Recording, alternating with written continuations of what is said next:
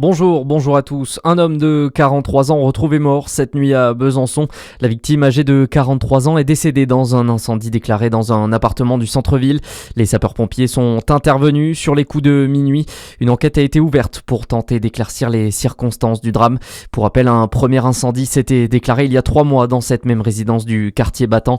Les flammes avaient ravagé un appartement du premier étage. Le CHU de Dijon continue de se mobiliser pour la sensibilisation.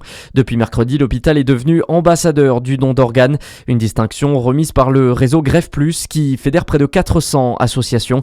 Le CHU intègre donc ce grand cercle de la sensibilisation, Nicolas Gomez. Oui, cette labellisation va nous aider à sensibiliser les personnels et les proches des patients à l'importance du don d'organes, selon Sébastien Prin, le responsable de la coordination hospitalière de prélèvement du CHU de Dijon.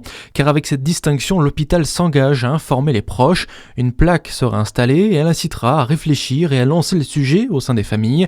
L'objectif à terme, réduire le refus de prélèvement, car aujourd'hui 31% des proches s'y opposent en cas de mort encéphalique au CHU de Dijon-Bourgogne.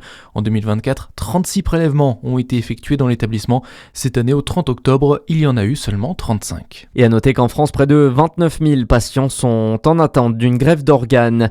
À l'occasion de la journée internationale de lutte contre les violences faites aux femmes, demain, un théâtre forum est organisé à Dole. Le but, sensibiliser au respect, au consentement et aux discriminations. Organisé par l'association Coop Agir et Femmes Debout, les visiteurs prendront part à des petites scénettes autour de ces thèmes. Deux représentations auront lieu demain au pôle universitaire à 15h30 et 18h30 sur réservation.